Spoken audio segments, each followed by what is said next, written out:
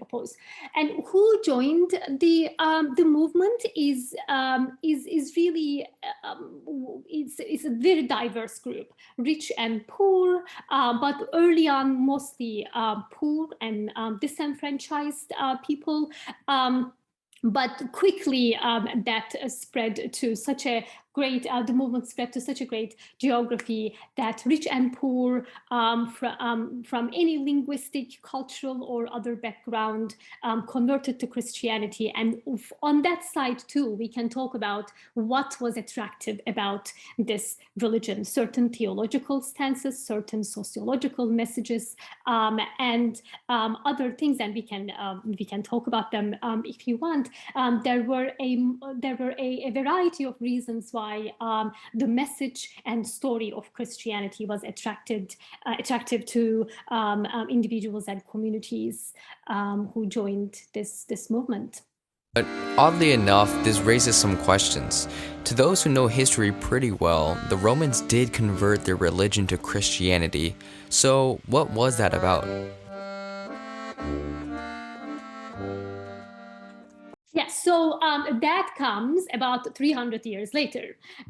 First of all, for the first 200 and something years of Christianity, the Romans, just like they did for many minority religions, or for many other religions, their policy was to allow communities to practice their local or their local religion, as long as they paid their taxes and they respected the Roman state, and they venerated the Roman gods and goddesses. Right, that was generally the blanket rule. But then, if a religious community was threatening Roman authority in a particular place, they also suppressed. So there was a lot of negotiation between different religions and the state religion of Rome.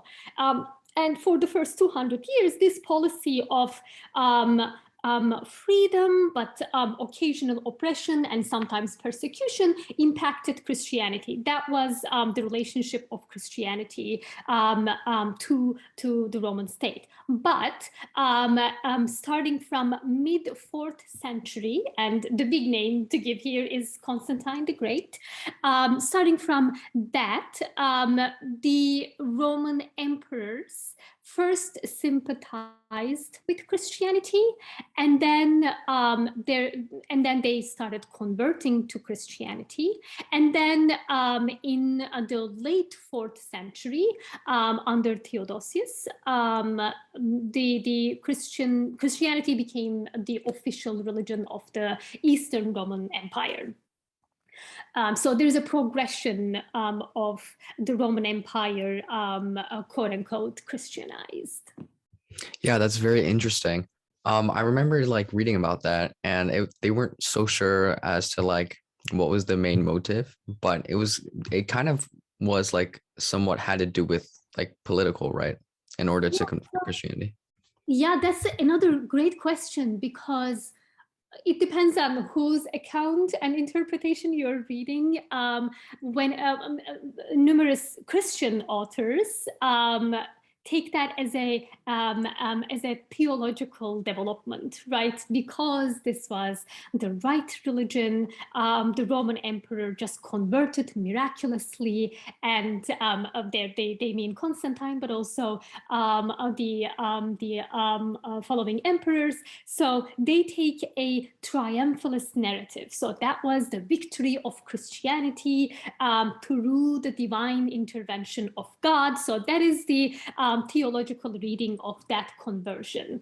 But when we look at other historians, non-Christian historians, and when we look at political, economic, and other developments in the Roman Empire, there we see other reasons for a Roman emperor to support Christianity or convert to Christianity.